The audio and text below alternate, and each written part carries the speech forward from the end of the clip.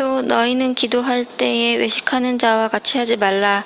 그들은 사람에게 보이려고 회당과 큰 거리 어귀에 서서 기도하기를 좋아하느니라. 내가 진실로 너희에게 이르노니 그들은 자기 상을 이미 받았느니라. 너는 기도할 때에 너 골방에 들어가 문을 닫고 은밀한 중에 계신 너희 아버지께 기도하라. 은밀한 중에 보시는 너희 아버지께서 갚으시리라. 또 기도할 때에 이방인과 같이 중언부언하지 말라. 그들은 말을 많이 하여야 들으실 줄 생각하느니라. 그러므로 그들을 본받지 말라. 구하기 전에 너희에게 있어야 할 것을 하나님 너희 아버지께서 아시느니라. 아멘. 마태복음 강의 36번째 시간입니다. 오늘은 마태복음 6장 5절에서 8절의 말씀을 가지고 골방이라는 제목으로 함께 나누기를 원합니다. 부제목은 너는 기도할 때에입니다. 열심 있는 성도라면 골방에서 기도한다, 이런 얘기 들어보셨죠? 예. 그 골방이 지금 우리 같은 미국 생활에서는 크라젯일 수도 있고요, 아니면 또 다른 장소일 수도 있고, 어떤 집은 하우스의 기도방이라고 만들어 놓기도 하고 있습니다. 저는 오래전 신학교에 있을 때, 폴토월스에 있을 때 한국에 잠깐 다녀오면서 뭘 사갖고 왔냐면 기도 받침대라는 걸 사갖고 왔어요. 제가 이렇게 좌변기에 앉아서 조금 오래 앉아 있어도 다리가 저리거든요. 그러니까 무릎 꿇고 기도하는 게 얼마나 어렵겠어요. 근데 신학생이니까 그때 전도사였는데 적어도 무릎 꿇고 기도해야 되지 않을까 싶어서 플라스틱으로 돼서 무릎 뒷부분에 넣는 그 기도 받침대를 사가지고 왔습니다. 얼마 쓰지는 못했는데요. 그걸 써도 다리가 저리고 그러더라고요. 이 정도로 이렇게 골방 기도가 이 성도들에게는 아주 중요한 그런 종교 생활인데요. 어느 정도의 규모를 갖춘 한국 교회는 전부 다 개인 기도실을 갖추고 있습니다. 제가 섬겼던 교회도 그랬었고요. 개인 기도실은 조그만 방에 뭐가 있죠? 탁자가 있고요. 탁자 위에는 성경책이 대부분 놓여져 있고요. 그 다음 탁자 앞에는 방석이 있습니다. 그래서 기도하게끔 되어져 있죠. 또 어떤 교회들은 그 탁자 앞부분에다가 예수님의 겟세마네 기도 같은 성화를 붙여놓고 기도하고요. 이전에는 한 10수년 전에는 카세트 플레이어가 있어서 잔잔한 피아노 연주 이런 거를 들을 수 있도록 되어져 있었습니다.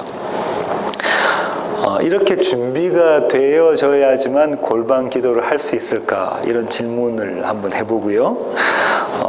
이 골방 기도와 관련해서 한국 교회의 기도가 어떻게 변천했는지 그 변천사를 한번 살펴보기를 원합니다. 처음에 한국 교회는 어떤 기도를 했냐면 부르짖는 기도를 했었어요. 부르짖는 기도. 제가 한번 볼게요. 레위기 33장 3절인데요. 제가 읽어보겠습니다. 너는 내게 부르짖으라. 내가 내게 응답하겠고 네가 알지 못하는 크고 은밀한 일을 내게 보이리라. 여러분 너무나 잘 아시는 구절이다, 그죠? 이 구절을 붙잡고 우리가 부르짖으면서 기도했습니다. 통성기도 시간에 목이 터져라고 기도하고 그랬는데요. 저는 늦게 신학교를 갔습니다. 15년 동안 사회생활을 하고 늦게 신학교를 가다 보니까 친내 신학교에 대학 부흥회를 하거든요. 그러면 그때, 그 다음에 우리 섬겼던 교회에서 부흥회 할 때, 그 다음에 매 주일마다 새벽 기도 할 때, 제가 이제 주중에는 일을 하면서 공부를 하면서 그랬기 때문에 주일마다 새벽 기도회 때마다 가면 저는 부르짖으면서 기도했습니다. 진짜 정말 목이 터져라 부르짖으면서 기도를 했었는데요. 그렇게 하루 열심히 목이 터져라 부르짖으면서 기도하고 나면 금방 목이 쉬어버립니다. 그래서 제 목소리가 지금 이렇게 되어졌는데 금방 목이 쉬어버려서 주중에는 제가 기업 경영 컨설팅을 했다고 그랬잖아요.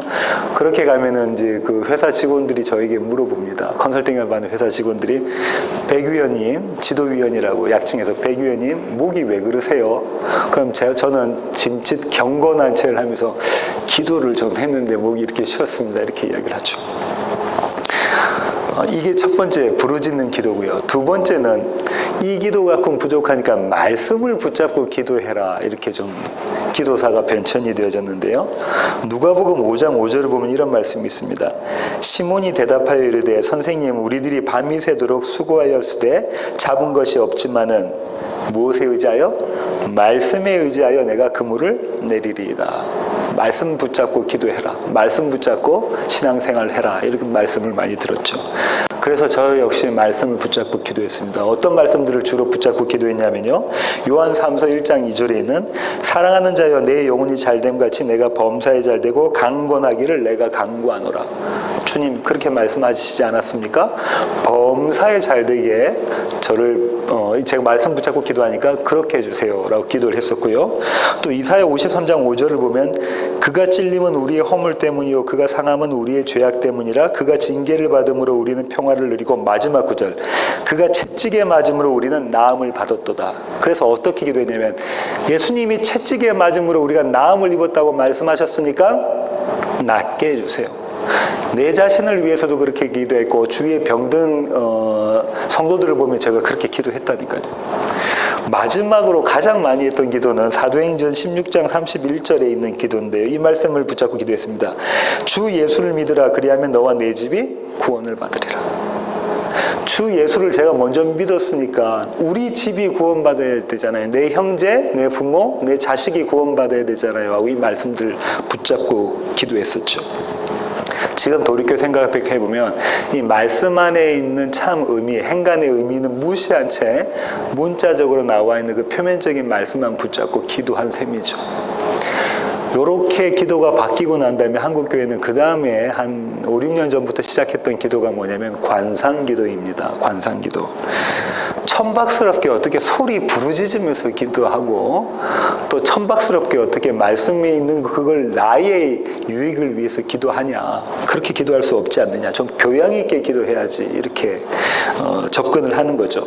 이 관상기도는 타 종교에 있는 명상과 같은 건데요. 명상을 기독교에 접목시킨 겁니다.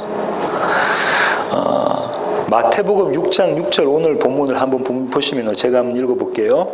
너는 기도할 때에 내 골방에 들어가 문을 닫고 은밀한 중에 계신 내 아버지께 기도하라. 은밀한 중에 보시는 내 아버지께서 갚으시리라. 이 말씀을 근거로 해서 관상기도를 해야 된다라고 주장을 합니다. 관상기도는 이런 거죠. 깊은 명상을 통해서 내 뜻이 아니라 하나님 뜻이 무엇인가를 여쭤보고 그 하나님 뜻이 내 뜻이 되도록 만들어가는 것, 그것이 관상기도 이렇게 이야기를 합니다. 네, 맞습니다. 그런데 문제는 그 골방을 나오면 이 기도가 바뀌어진다는 거예요. 골방에 있을 때는 꼭 그렇게 되는 것 같아요. 내 마음이 하나님 마음과 합일되어져서 일치되어져서 내가 하나님의 마음을 다 알고 있는 것처럼 되어져요. 그런데 골방을 바로 나오자마자 우리의 마음은 바뀌어집니다. 더 이상 하나님의 뜻이 내 뜻이 아니라 내 뜻을 하나님께 관철시키려고 하는 노력들을 하게 됩니다. 우리의 일상에서는 그렇게 한다는 것이죠. 바울은 데살로니가전서 5장 17절 이렇게 이야기하고 있는데요. 쉬지 말고 기도하라라고 이야기하고 있죠. 그러면 시간과 장소에 구애받지 말고 기도하라라는 얘기잖아요. 근데 이 관상기도를 실천하려면은 조용한 때에 혼자 있는 때에 골방에서 기도를 해야 된다는 거죠. 그러면 바울이 이야기한 쉬지 말고 기도하라고 뭔가 맞지가 않다죠. 핀트가 안 맞는 것이다. 한국 교회는 이렇게 세 가지 기도의 변천사를 가지고 있고요. 한 개를 하고 난 다음에 그 다음에 또 교회들이 이걸 집중해서 하고 그 다음에 또 다른 것들을 집중해서 하고 하기도 했고요. 아니면은 한 교회 안에 이 세 가지 모습이 다 들어가 있기도 합니다. 종합 선물 세트로 그렇기도 합니다. 주님께서 말씀하신 골방에서 하는 기도가 이런 것들을 이야기하는 것일까? 오늘 이 질문을 가지고 본문을 좀 살펴보기를 원합니다. 보윤자매가 읽었던 오늘 본문은 이 본문에 대한 일반적인 해석은 이런 거죠. 성도라면 바리새인들처럼 의를 과시하기 위해서, 의를 위해서 기도해서는 안 된다. 그것은 마치 대중적인 주목, 다시 말하면 인기죠. 인기를 좋아하는 종교적 연예인과 같은 모습이다. 이해가 되십니까? 마치 연예인들이 인기 먹고 사는 것처럼 종교인들도, 성도들은 인기를 누리면서 살려고, 사람들이 저 사람 경건해, 저 사람 정말로 참 성도인 것 같아, 이런 인기를 누리면서 사는 것과 똑같은 모습들이다, 이렇게 이야기를 하면서요. 기도는 우리의 요구를 하나님께 통보하는 것이 아니라 하나님의 뜻을 우리가 알아가는 것이다. 이렇게들 신학자들이 해석을 합니다. 따라서 은밀한 중에 보시는 하나님만 바라보며 기도하여야 한다. 이렇게 말하죠. 이런 신학자들의 해석은, 일반적인 해석은 반쯤은 맞고 반쯤은 또 틀리다고 말할 수가 있겠습니다. 오늘 주님께서 말씀하신 골방의 기도, 골방 안에서 하는 기도가 무언가를 알려면 오늘 본문의 위치를 살펴봐야 되는데요. 지난 시간에도 말씀드렸다시피 오늘 본문은 6장 1절이 키포인트입니다. 6장 1절을 한번 가볼까요? 사람에게 보이려고 그들 앞에서 너희 의를 행하지 않도록 주의하라. 그리하지 아니하면 하늘에 계신 너희 아버지께 상을 받지 못하느니라. 이 다음에 나와 있는 거예요. 근데 이 6장 1절은 무엇과 똑같다고 말씀드렸냐면 지난 시간에 5장 20절과 똑같다고 말씀드렸죠. 마태복음 5장 20절입니다.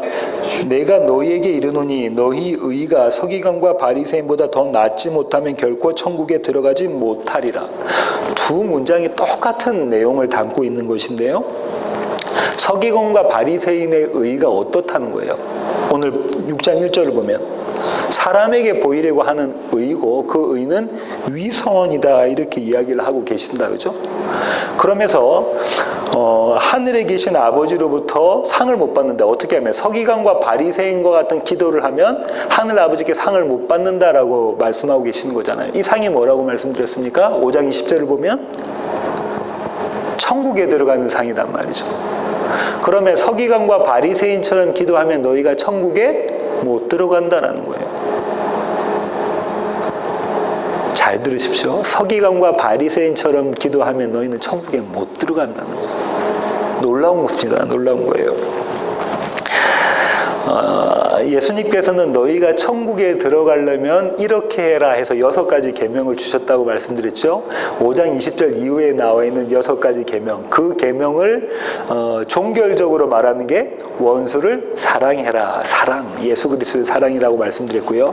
오늘은 6장 1절로부터 해서 3가지 경건을 주셨습니다. 그 3가지 경건이 지난 시간에 했던 구제, 이번 시간부터 여러 번 다룰, 몇 번 더 다룰 기도, 마지막이 금식, 이 경건 생활을 해라라고 말씀하고 계시는 거죠. 그러니까 이런 겁니다. 이 경건 생활이 너희 가운데 드러나지 않으면 너희는 성도가 아니고 하나님 나라의 백성이 아니고 너희는 천국 못 들어간다. 다시 말하면 성도라면 너희에게 이런 경건 생활이 드러나는데 그것이 구제와 기도와 금식이다. 근데 그것은 너희가 알고 있던 옛사람들에게 들었던 그런 내용이 아니라 내가 말하는 이 내용이다. 이렇게 지금 말씀해 주고 계시는 겁니다. 그러면 아주 우리가 심각하게 생각해야 돼요. 이 기도를 하지 않으면 우리는 천국 못 들어간다는 거니까. 그렇잖아요.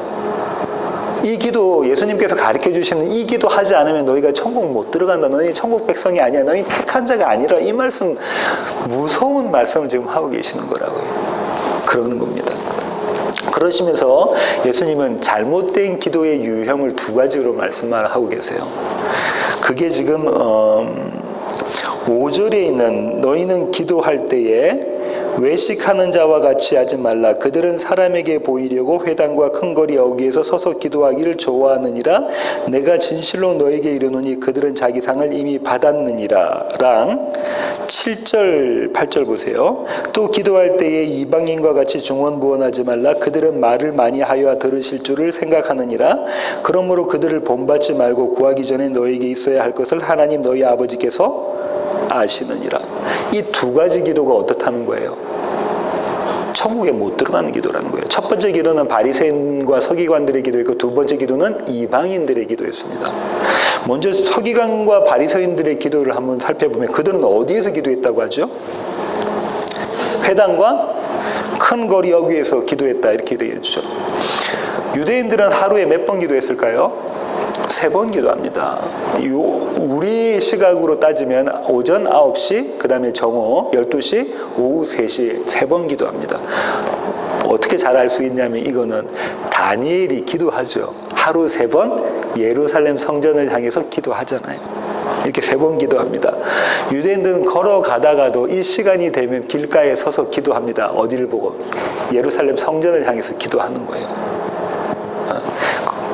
그러니까 이 서서 기도하는 것이 나쁜 모습이 아니죠. 그들이 그렇게 늘 노상해갖고 왔던 그 기도의 모습이란 말이죠. 그런데 신학자들은 이렇게 이야기합니다.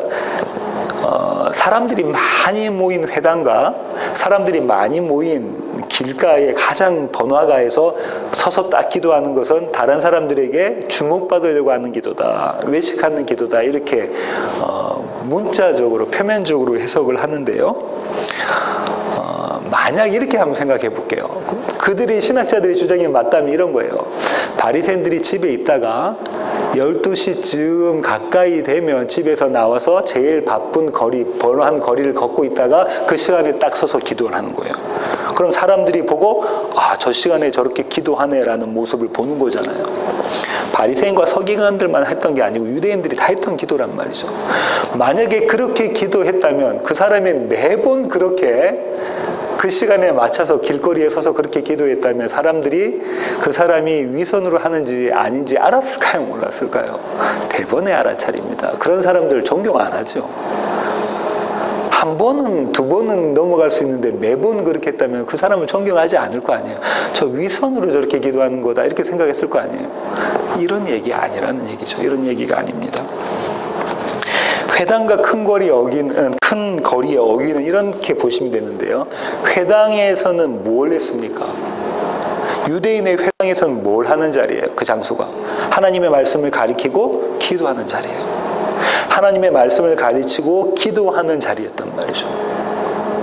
그러면 거기서 기도하는 게 당연합니까? 네, 당연해요. 당연한 거라는 거예요. 유대인들이 서기관과 바리새인뿐만 아니라 유대인들이 그 자리에서 하나님의 말씀을 받고 기도하는 건 당연한 거예요. 예수님 그러셨습니까? 그러셨습니다.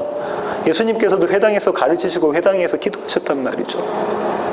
두 번째, 큰 거리 어귀라고 되어져 있는데 이거는 큰 길거리에도 해당되지만 김성수 목사님은 이 부분을 어떻게 이야기하냐면 성전 마당이라고 이야기를 해요.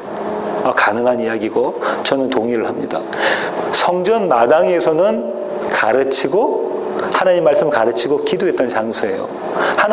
예수님이 주로 어디서 가르치셨냐면 회당, 그 다음에 산에서, 그 다음에 예루살렘 성전 마당에서 가르치셨습니다.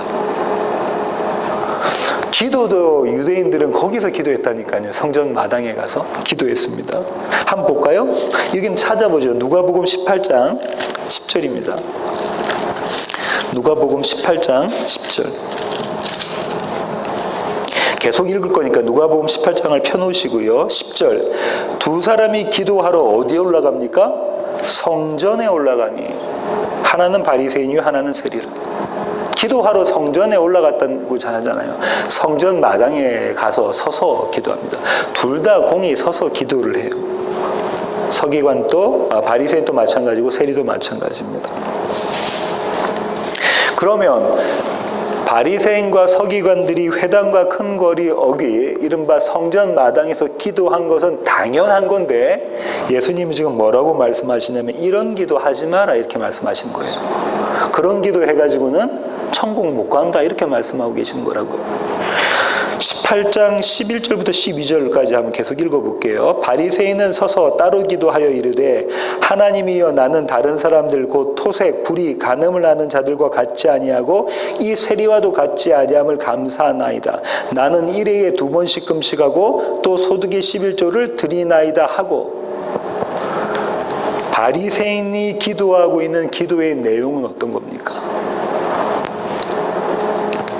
철저하게 율법을 지키는 모습입니까? 그리고 그 율법을 지킨 것을 나의 의로 삼는 모습인가요? 그런 겁니다. 바리새인들은 지금 성전에 가서 기도하면서 내가 하나님의 말씀에 순종하는 것으로 기도한다라고 생각하고 있는 거죠. 그러면서 제가 하나님 말씀을 열심히 노력해서 순종했습니다. 그러면서 자기 의를 드러내죠. 자기 의를 드러냅니다. 이 세리처럼 저는 그런 자가 아닙니다. 하나님께 택함 받은 자가 제가 맞습니다. 이렇게 이야기하고 있잖아요. 주님은 지금 회당과 큰 거리 그 어귀에서 기도하지 말라 하고 이야기하셨던 거는 이 기도하지 말라는 거예요. 바리새인처럼 자기 의를 주장하는, 내가 열심으로 무언가를 해낼 수 있습니다라고 생각하는 그 기도하지 말라는 거예요. 그 기도로는 어디를 못 간다? 천국 못 간다, 이 얘기하고 계시는 거네요. 그 두 번째 기도하지 말라고 말씀하신 것은 이런 사람들이 기도하지 말라고 하셨는데요. 이방인과 같이 중언부언하지 마라. 이방인은 기도하지 마, 이렇게 말씀하시네요. 중언부언은 의미 없는 말을 계속 주문 외우듯이 되풀이하는 겁니다. 중언부언과 같은 헬라어 어근을 가진 단어가 있는데요. 그 단어가 뭐냐면 개구리예요. 그럼 개구리가 어떻게 합니까? 개굴 이러잖아요. 여름에 시골에 가면 엄청나게 개구리가 물어대거든요. 그런 것처럼 이렇게 기도하지 마, 이렇게 이야기하고 계신다, 그죠? 이건 그냥 절에 있는 스님들이 연부를 하듯이 기도하는 것, 이거 말씀하는 게 아니고요. 이 중언부언하는 기도라는 건 이런 거죠. 우리가 우리 자식, 우리 남편, 우리 부모님들을 위해서 기도합니다. 나 자신을 위해서도 기도하고요. 좋은 대학 들어가게 해주세요. 이번에 회사에서 승진하게 해주세요. 사업이 잘 되게 해주세요. 아프지 말게 해주세요. 심지어 우리 남편 출근했는데 교통사고 당하지 않게 해주세요. 우리 자녀들이 키가 크게 해주시고 또 날씬하게 해주세요. 이런 기도들 하잖아요. 매일 똑같은 기도를 합니다. 이런 기도는 지금 주님께서 뭐라고 말씀하시는 거냐면 중언부언하는 것, 마치 개구리가 개굴개굴거리는 기도다라는 거. 이런 기도에서 너희는 천국 못 간다는 거예요. 이 이방인들이 했던 기도는, 이방인들은 예수님을 안 믿고 여호와를 섬기지 않았던 자들이니까 이교도들이잖아요. 이 이교도들은 자기 신들에 대해서 기도를 합니다. 헬라 사람들은, 그리스 사람들은 자기 신들에 대해서 기도를 하는데 신들이 빨리 응답을 안 해주는 거예요. 신들이 빨리 응답을 안 해주니까 계속해서 막 울부짖으면서도 기도하고 계속해서 기도를 하는 거죠. 그렇게 오래 기도하면 어쩔 수 없이 신들이 그 기도를 응답해 줄 거다, 이렇게 생각을 가지고 기도를 하는 겁니다. 이에 더 나아가서는 한국에서는 이런 기도를 어떻게 하냐면 보좌를 흔드는 기도하라는 거죠. 하나님의 보좌를 흔드는 기도를 해라. 하나님이 지금 졸고 계실지도 모르니까 보좌를 흔들어서 하나님을 깨워서 내 기도를 관철해라 라고 이야기하죠. 성경은 하나님은 졸지도 않으시고 주무시지도 않으신다고 하시는데 그 하나님을 깨워서 내 기도 듣게 그렇게 만들어라고 이야기를 하기도 합니다. 이런 기도의 모습이 등장하는 자리가 어디냐면 갈멜산 영적 전투의 자리였습니다. 누구와 누구가 싸움을 붙었죠? 엘리야와 바알을 섬기는 그 제사장들이 싸움을 붙었습니다. 그때 바알을 섬겼던 제사장들은 어떻게 기도했습니까? 자기의 신이 자기에게 응답하도록 울부짖으면서 기도했습니다. 정말로 보좌를 흔드는 기도를 했었죠. 그것도 개구리가 개굴거리듯이 중언부언으로 계속 반복적으로 기도했습니다. 자기를 자해가면서까지. 그런데 그 신은 응답하지 않았죠. 이런 기도 아니고 엘리야처럼 기도해, 이야기하고 있는 거예요. 엘리야처럼 기도해, 이 얘기하고 있습니다. 그거 조금 더 복선을 갖고 넘어갈게요. 이런 이교도들의 그 신앙관이 그 유대 사람들이, 당시 유대 사람들에게도 막 이렇게 침투해 들어가 버렸어요. 그래서 심지어 유대인 선생이라는 랍비들이 유대인들을 어떻게 가르쳤냐면 이렇게 가르쳤습니다. 길게 기도하기만 하면 누구든지 응답받는다라는 거예요. 오래 기도하면 누구든지 응답받는다라는 거죠. 우리 이런 기도 들어봤으면 되죠. 응답받는 기도의 비결, 이런 거 들어보셨죠? 그 기도의 비결은 뭐라고요? 응답받을 때까지 기도해라. 들어보셨죠? 응답받을 때까지 기도해라. 그럼 응답받는 것이다. 이렇게. 이런 거 우리가 많이 들어봤는데요. 이런 기도에 대해서 사도 야고보가 일침을 가합니다. 야고보서로 가겠습니다. 야고보서 4장입니다. 야고보서 4장 1절부터 4절. 제가 한번 읽어보겠습니다. 너희 중에 싸움이 어디로부터 다툼이 어디로부터 나느냐? 너희 지체 중에 싸우는 정욕으로부터 나는 것이 아니냐? 너희는 욕심을 내어도 얻지 못하며 살인하며 시기하여도 능히 취하지 못함으로 다투고 싸우는도다. 너희가 얻지 못하면 구하지 아니하기 때문이요 구하여도 받지 못하면 정욕으로 쓰려고 잘못 구하기 때문이라. 가늠한 여인들아, 세상과 벗된 것이 하나님과 원수됨을 알지 못하느냐? 그런즉 누구든지 세상과 벗이 되고자 하는 자는 스스로 하나님과 원수되는 것이니라. 지금 사도 야고보가 뭐라고 이야기하고 있냐면요, 기도해, 그럼 응답 받을 거야. 그런데 만약 너희가 기도했는데 응답 못 받으면 너희가 어떻게 기도했다는 거예요? 너희 정욕을 위해서, 너희 욕망을 위해서 기도한 것이다, 이렇게 이야기하고 있네요. 그런데 아까는 어떤 신학이 나왔다고요? 응답 받을 때까지 기도해서 기도했는데 응답을 만약에 받았어요. 내가 만약 응답 받았어요. 그럼 누가 응답한 건가요? 나의 욕망이 응답을 받았다. 나의 정욕이 응답을 받았어요. 그럼 그건 누가 응답한 거예요? 하나님 응답하신 겁니까? 아닙니다. 야고보는 그런 기도는 하나님이 결단코 응답하지 않으신다라고 말씀하고 있단 말이죠. 무서운 얘기입니다. 우리가 우리의 쓸 것을 위해서 기도하는 것, 나의 정욕을 위해서 기도하는 것, 나의 욕망, 나의 필요를 위해서 기도하는 것, 하나님이 절대 응답 안 하신다는 거예요. 그런 기도. 그건 누가 하는 기도라는 거예요? 이방인들이 하는 것이다. 중언부언 기도하는 것이다. 이 이야기하고. 무신론자도 기도합니까? 예. 다른 종교인들도 다 기도합니까? 기도합니다. 어떤 기도하죠? 우리가 너무나 잘 아는 비나이다, 비나이다, 신령님께 비나이다 기도하죠. 성황당에 가서도 빌고, 또 불상 앞에서도 빌고, 또 신을 믿지 않는 자들은 자기에 대해서 빌죠. 자기한테 기도합니다. 뭐라고 기도하죠? 마인드 컨트롤 같은 거 하면서 기도를 합니다. 그죠? 자기 확신, 자기 제어 같은 것들을 하면서 기도합니다. 중요한 거는요, 이방인의 기도는 한마디로 말하면 무엇이 빠진 기도일까요? 이방인들은 하나님의 약속을 모릅니다. 복음을 몰라요. 하나님의 약속이 빠진 기도는 이방인의 기도다. 주님 말씀하고 계세요. 복음이 빠진 기도는 그거는 이방인의 기도다. 이 말씀인 거죠. 주님이 이렇게 말씀하십니다. 이런 기도 가지고 너희가 어딜 못 가? 천국 못 간다. 성도라면 이런 기도 하는 게 아니야. 이렇게 이야기를 하고 계시니. 그러면서 이제 그 다음에 예수님께서 말씀하시는 것이 너희는 반드시 이런 기도를 해야 되는데 이 기도가 뭐냐? 골방의 기도. 골방에 들어가서 문 닫고 하는 기도다. 이렇게 말씀을 하고 계십니다. 예수님께서 골방에서 기도하셨다는 구절이 성경에 나오나요? 예수님께서 골방에서 기도하셨던 게 나오나요? 예수님은 주로 어디서 기도하셨냐면, 예수님이 선호하시는 곳은, 예수님의 페이버는 어디냐면요, 산이에요. 산. 겟세마네 동산에도 하시고요, 갈릴리 언덕 위에서도 하시고요, 제자들을 물리치시고 혼자서 산에 오르셔서 기도하러 산에 올라가셨다. 이런 표현들이 자주 등장하죠. 예, 그렇습니다. 예수님이 좋아하셨던 곳은 산, 언덕 이런 곳인데 왜 예수님은 자기가 기도하지 않은 장소, 골방에 가서 기도하라고 하셨을까요? 이 구절을 가지고 신학자들은 또 이렇게 해석을 합니다. 굳이 골방이 아니더라도 예수님처럼 은밀하게 하나님께 기도할 수 있는 장소면 된다. 이렇게 해석을 하기도 하고요. 이것은 장소적 개념이 아니라 하나님과의 친밀감을 이야기하는 것이다. 이렇게 해석을 하기도 합니다. 이 신학자들의 해석은 역시 반쯤은 맞고 반쯤은 틀립니다. 골방에 대해서 우리가 좀 알아야 되는데, 유대인 문화에서 골방은 어떤 곳이냐면요, 집 내부의 가장 작은 방이었어요. 창고로 쓰는 방이었어요.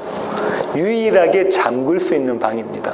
안에서 유일하게 잠글 수 있는 방이고 밖에서도 잠글 수 있는 방이었는데요. 그래서 한 신학자가 이렇게 이야기했어요. 골방이란 집안에서 가장 은밀한 곳이다.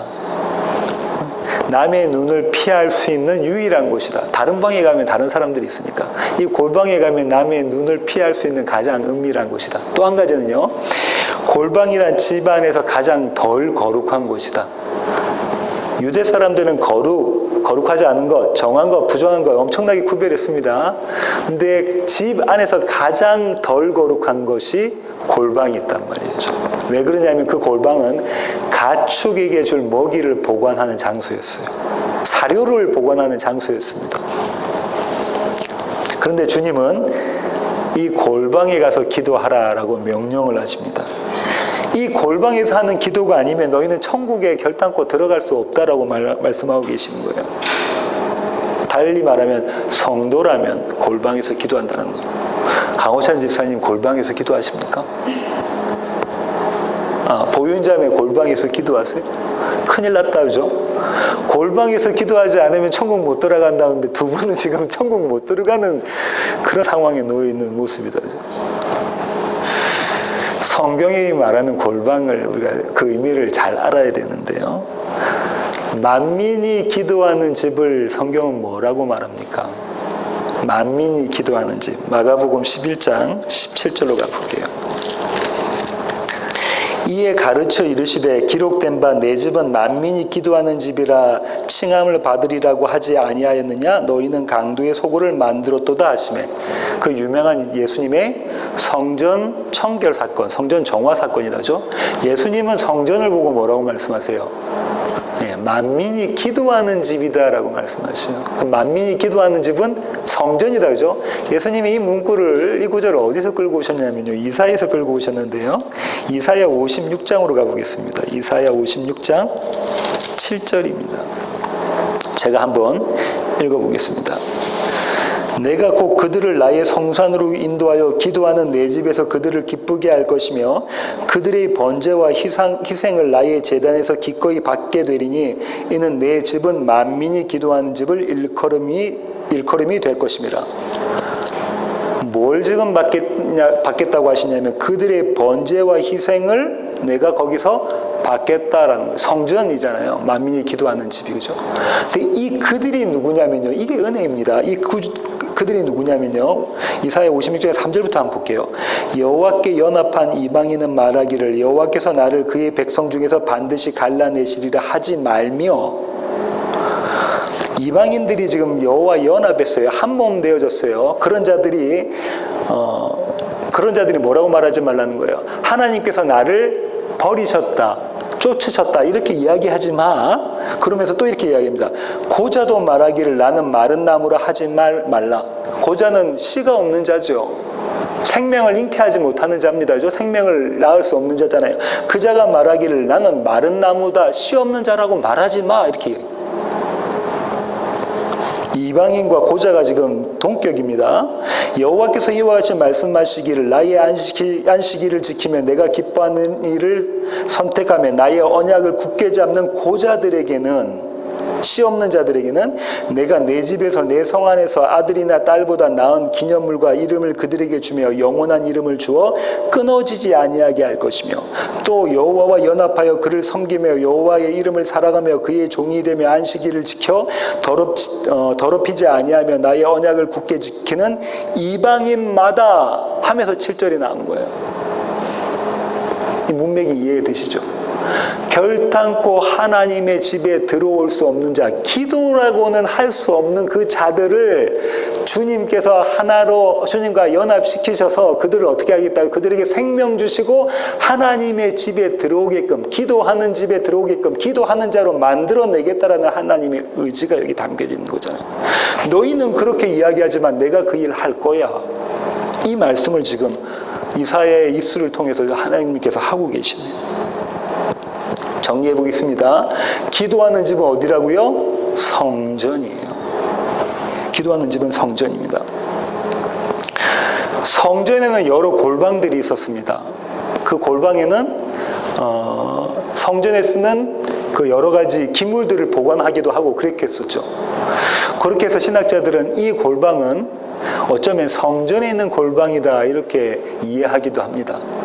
그런데 여기서 중요한 게 있는데, 아까 말씀드렸죠. 유대 문화에는 골방에 대한 두 가지 개념이 있다고 그랬어요. 한 가지는 가장 은밀한 곳, 아무에게도 들키지 않는 곳이고, 또 한 가지는 가장 덜 거룩한 곳, 이렇게 말씀드렸잖아요.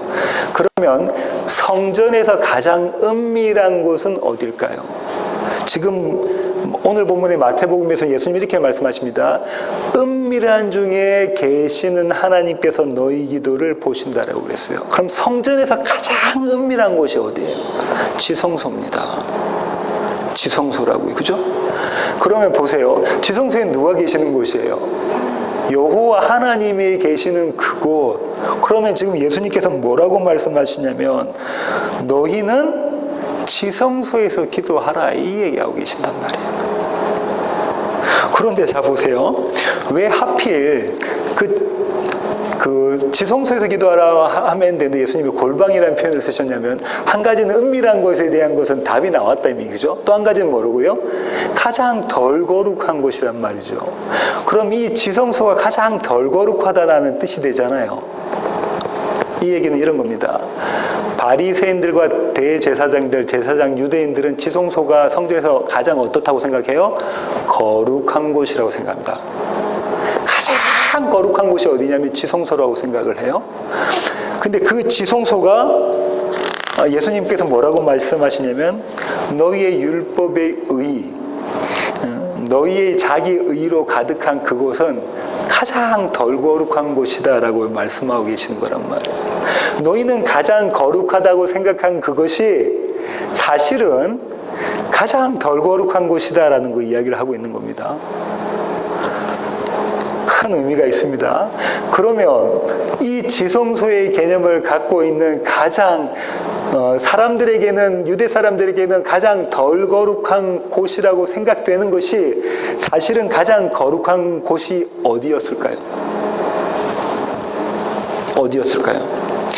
유대 사람들은 가장 덜 거룩하다고 생각했던 장소인데 하나님 보시기엔 가장 거룩한 장소가 어디였을까요? 지성소는 뭐 하는 자리입니까? 어린 양을 흠없는 어린 양을 잡아서 하나님께 바쳐드리는 자리, 희생제사 있는 자리잖아요. 그러면은 그런 자리가 어디예요? 골고다입니다. 지금 주님께서 말씀하시는 그 자리는 하나님 편에 가장 거룩한 자리, 사람들 편에 가장 덜 거룩한 자리는 골고다 언덕이에요. 사형 집행하는 장소라고요. 그러면 지금 보세요. 너희가 골방에 가서 기도하라라는 건 눈에 보이는 성전의 지성소에 가서 기도하라는 게 아니라 너희가 골고다 십자가에 가서 십자가에서 기도하라 이렇게 말씀하고 계시는 것입니다. 지성소에서 하는 기도는 어떤 기도였냐면 핏부림의 기도였습니다. 맞습니까? 흠없고 티 없는 어린 양을 잡아서 그 어린 양의 피를 가지고 그 해에 대제사장이 지성소에 들어갑니다. 앞이 안 보이는 향으로 연기가 가득한 그 자리에 들어가죠. 그래서 그 피를 어디다 뿌립니까? 법궤 위에 시은자, 하나님의 발등상이라는 시은자 아니면 속죄소라고 불리는 법궤 뚜껑 위에다 피를 뿌리죠. 그렇죠? 그 피를 뿌리면서 대제사장이 마음속에 갖고 있었고 밖에서 기다리고 있는 모든 유대인 남자들이 갖고 있었던 생각이 뭐냐면 이것이었죠. 나는 죄인으로서이다. 나를 불쌍히 여기소서. 그때 하나님께서 대제사장을 불쌍히 여기지 않으시면 어떻게 됩니까? 대제사장은 바로 그날 그 순간 죽습니다. 그러니까 어떤 마음으로 기도했을까요? 주님, 제가 죄인 맞습니다. 나를 불쌍히 여기소서. 이렇게 기도했을 거예요. 이 핏부림의 기도. 예수님 지금 이 핏부림의 기도에 대한 이야기를 하고 계시는 거예요. 마태복음의 주제가 뭐라고 그랬죠? 하나님 나라, 천국에 대한 게 마태복음 전체의 주제거든요. 근데 그 하나님 나라를 어떻게 주님께서 소개하셨냐면 첫 번째 메시지로 이렇게 소개하셨죠. 회개하라, 천국이 왔다. 그럼 기도는 무슨 기도? 회개하라의 기도란 말이에요. 회개하라. 핏부림의 기도. 이 기도를 하라고 하는 겁니다. 어디서? 골고다 십자가에서 너희가 그 기도해라라고 이야기를 하고 있는 것이죠. 이 기도의 모습을 보겠습니다. 누가복음 18장. 아까 찾아봤는데요. 누가복음 18장 13절 보겠습니다. 세리는 멀리 서서 감히 눈을 들어 하늘을 쳐다보지도 못하고 다만 가슴을 치며 이르되 하나님이여 불쌍히 여기소서 나는 죄인이로소이다 하였느니라. 세리가 지금 어떤 기도합니까? 하나님 나를 불쌍히 여겨주세요. 내가 죄인입니다. 하나님 아니시면 나를 구원할 분이 이 세상에는 아무도 없습니다. 그 기도하고 있네요. 그 기도와 바리새인의 기도가 대조되면서 주님께서 이렇게 말씀을 하고 계십니다. 14절 볼까요? 내가 너에게 이르노니 이에 저 바리새인이 아니고 이 사람이 의롭다 하심을 받고 그의 집으로 내려갔느니라. 무릇 자기를 높이는 자는 낮아지고 자기를 낮추는 자는 높아지리라 하시니라.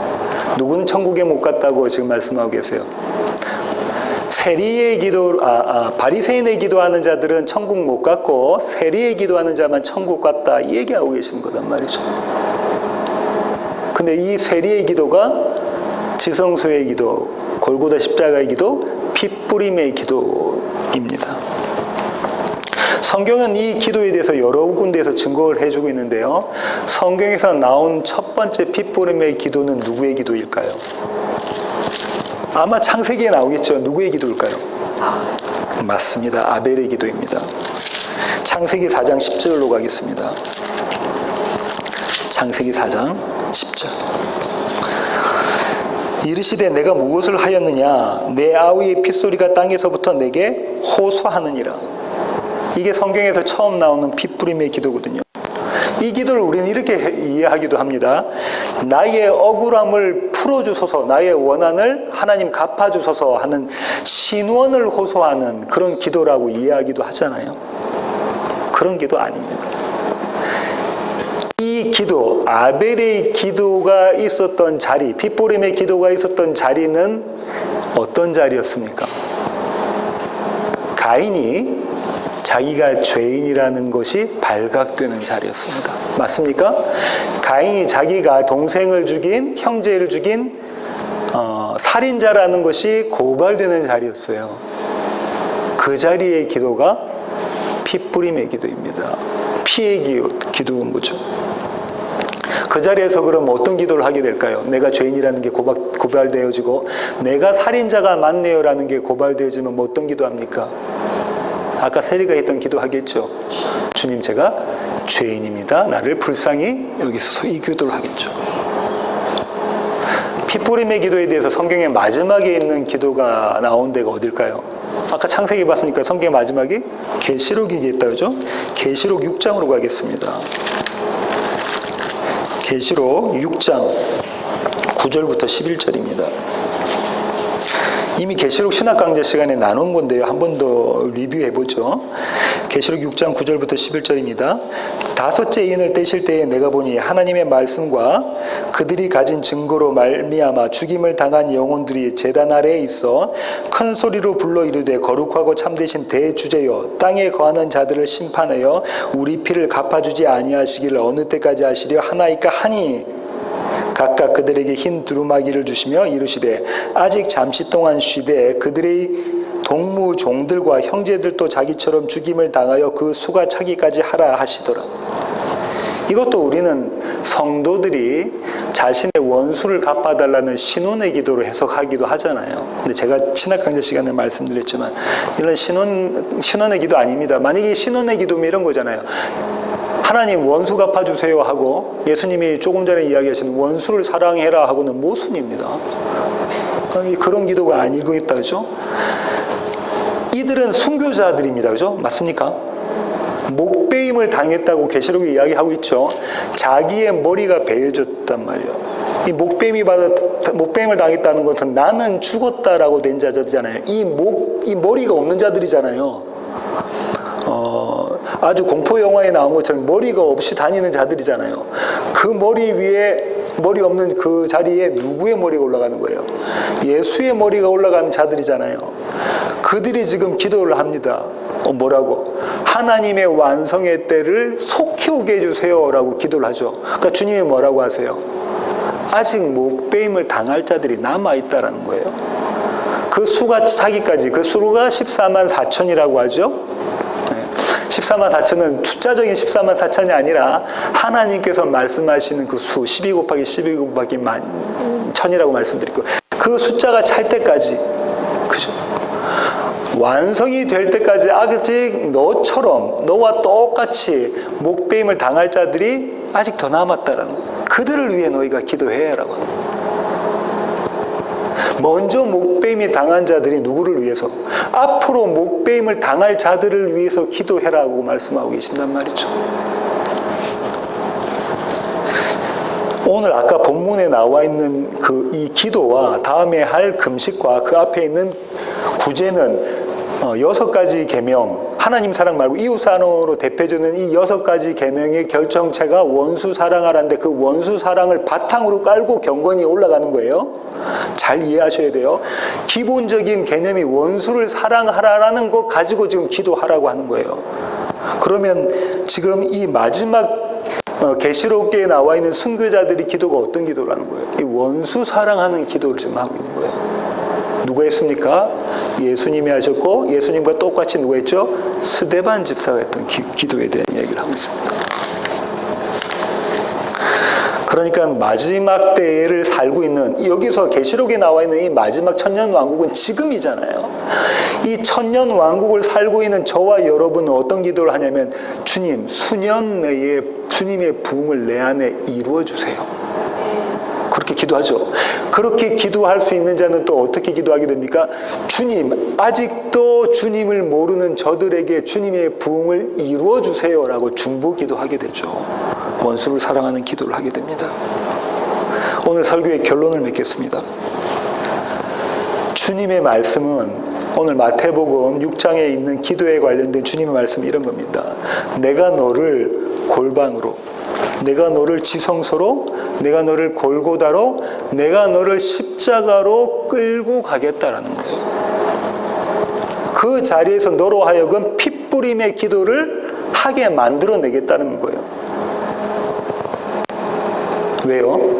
이 핏부림의 기도가 없는 자들은 하나님이 택한 자들이 아니고 천국에 갈 수 없으니까.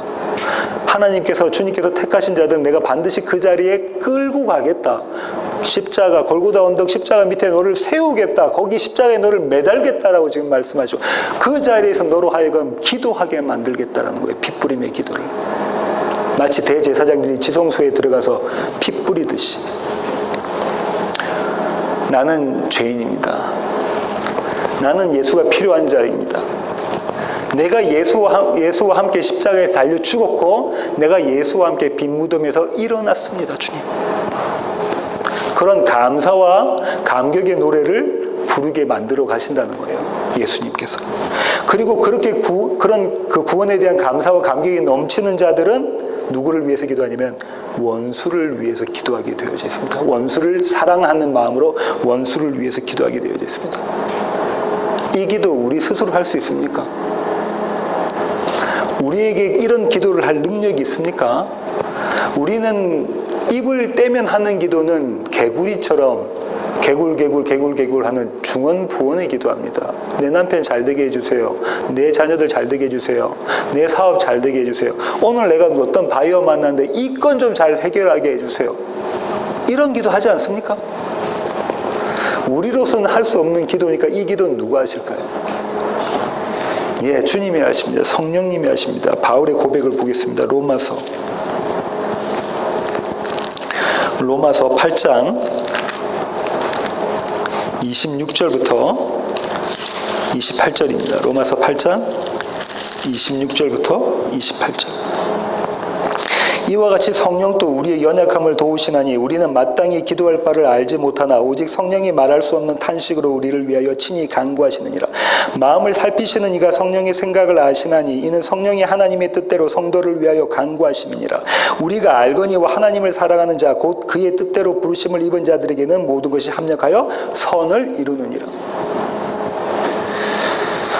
마땅히 기도할 바를 알지 못한다. 우리는 마땅히 기도할 바를 알지 못한다고 그러잖아요. 이 얘기는 마땅히 기도할 바가 아닌 것들만 우리가 기도한다는 얘기하고 똑같은 얘기입니다.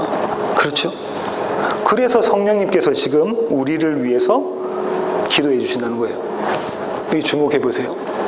이 기도가 성령님이 내 밖에서 나를 위해서 기도해 주시고 있다라는 성령님의 중보 기도로 관념적으로 생각하면 안 돼요. 내가 뭘 해도 하나님께서 나를 위해서 기도해 주시, 내가 뭘 해도 성령님께서 나를 위해서 기도해 주시, 이 기도가 아니라는 거예요. 그러면은 하나님 따로 나 따로가 되는 거예요. 성령님 따로 나 따로 예수 따로 나 따로가 된다니까. 이 기도는 어떤 기도냐면요, 성령이 우리 안에 계셔서 복음을 깨닫게 하셔서 지성소의 자리에 서게 하시고 십자가 안에 서게 하셔서 십자가에 달리게 하셔서 내가 어떤 자인지를 깨닫고 하나님이 이루신 구원이 어떤 지를 깨달은 자들이 그 입술로 고백하게 만드시는 게 기도예요. 관념적인 게 아니라고요. 그 입술로 고백하게 만드십니다. 뭐라고? 주님, 제가 죄인이 맞습니다. 예수의 사랑이 필요합니다. 예수의 구원이 필요합니다. 예수의 능력과 지혜가 필요합니다를 고백하게 만들어 가신다는 거예요. 근데 이게 내가 할 수 없는 거니까 성령이 하신 거, 그 기도. 복음을 깨달은 자들이 할 수 있는 기도죠. 성령은 이렇게 당신의 지혜와 또 당신의 능력과 당신의 사랑으로 우리를 대신해서 기도하십니다. 이런 기도를 하는 자들을 성경은 성도라고 부릅니다. 우리의 삶 가운데 예기치 못한 상황이 펼쳐집니다. 우리가 도저히 바라지도 않았던 환경이 우리 앞에 맞닥뜨려집니다. 도대체 이런 관계가 안 되고 싶었는데 남편과 아내가, 부모와 자식이, 또 직장의 동료 간에 이런 형편없는 관계에 빠지기도 합니다. 그죠? 그 자리가 어떤 자리라고요? 지성소라고. 그 자리가 어느 자리라고요? 십자가예요. 그 자리에서 주님은 우리로 하여금 피 뿌림의 기도를 하게 만들어 가십니다. 그렇게 해서 이 상황과 환경과 관계를 통해서 나를 다시 태어나게 하세요. 이게 거듭남이죠. 주님, 제가 어떤 자입니다. 주님, 제가 죄인 중에 괴수가 맞습니다. 나를 불쌍히 여기소서. 이 기도를 하게 하십니다. 그렇게 나를 본 자들은 그 다음에 누구를 위하여 기도하냐면 이웃을 위한 기도를 하게 돼요. 나와 관련된 관계에 있는 그 당사자를 위해서 기도하게 됩니다. 어쩌면 그 당사자가 남편일 수도 있고요. 어쩌면 그 당사자가 아내일 수도 있고, 어머니, 시어머니, 자식들일 수도 있어요. 직장의 동료일 수도 있죠. 그들을 위해서 기도하게 됩니다. 어떻게 해요? 그 안에서 하나님 부흥을 이루어주세요. 그 안에서 하나님 부흥을. 왜요? 묵시의 세계에서 이미 완성된 걸 이 역사 가운데 하나님께서 침투해 들으셔서 글을 쓰시는 거잖아요. 하나님께서 이 땅에서 역사 가운데 글을 쓰신 게 딱 3번이라고 그랬습니다. 그죠? 한 번은 언제? 모세의 법 주실 때 십경의 돌판에 쓰고, 또 한 번은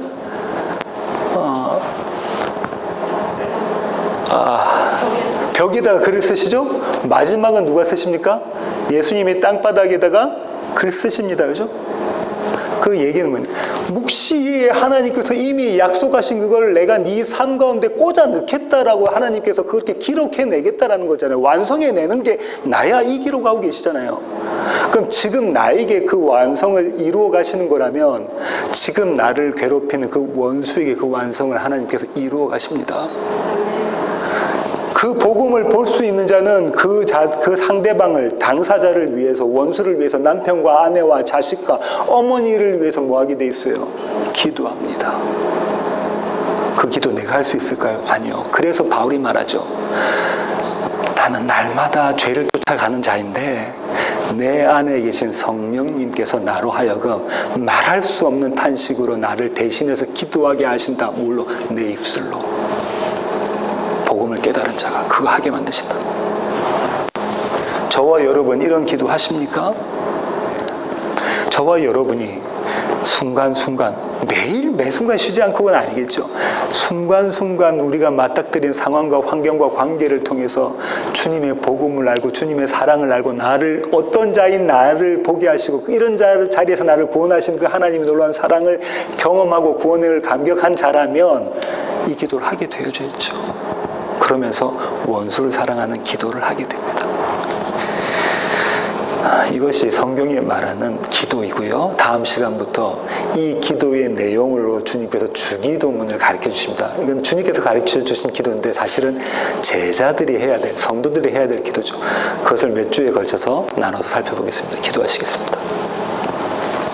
하나님, 그렇습니다. 하나님, 우리는 입만 열면 중언부언하는 이방인들의 기도를 하거나 아니면 우리를 위해서 기도하는 바리새인들의 기도를 하게 됩니다.